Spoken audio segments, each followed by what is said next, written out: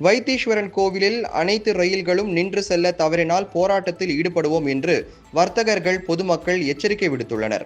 மயிலாடுதுறை மாவட்டம் சீர்காழியை அடுத்த வைத்தீஸ்வரன் கோவிலில் ரயில் பயணிகள் நலச்சங்கம் சார்பில் வர்த்தகர்கள் மற்றும் பொதுமக்கள் பங்கேற்ற ஆலோசனை கூட்டம் நடைபெற்றது.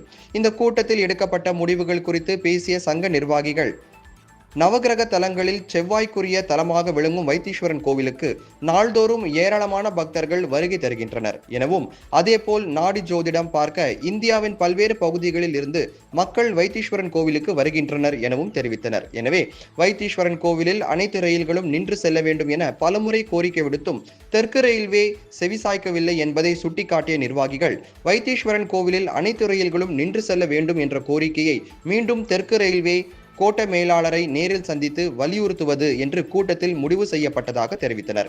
கோரிக்கையை நிறைவேற்ற தெற்கு ரயில்வே நிர்வாகம் தவறினால் முன்னறிவிப்பின்றி கடையடைப்பு, ரயில் மறியல் உள்ளிட்ட போராட்டங்களை நடத்துவது என்று கூட்டத்தில் முடிவு செய்யப்பட்டதாக சங்க நிர்வாகிகள் தெரிவித்தனர். முதல் முறையாக ஓரிரு தினங்களில் கோட்ட மேலாளரை மீண்டும் சென்று உள்ள நிலைமைகளை எடுத்து விளக்குவது, அதன் வழியாக எந்த ஒரு போராட்டம் இல்லாமல் சாத்வீகமான முறையிலே நமக்கு கிடைக்க வேண்டிய சலுகைகளை பெறுவதற்கான முயற்சிகளை மேற்கொள்வது. ஒருவேளை அந்த முயற்சிகள் தோற்றுவிட்டால் ஏப்ரல் மாதத்தில் முன்னறிவிப்பு தேதியை முன்னறிவிப்பு செய்யாத மிகப்பெரிய போராட்டம், தண்டவாளத்தில் தலை வைக்கின்ற போராட்டம், அந்த தண்டவாளத்தில் தலை வைக்கின்ற அந்த போராட்டத்தின் அன்றைய நாள் கடை வீதிகள் எல்லாம் கடைகள் மூடப்பட்டிருக்கும்.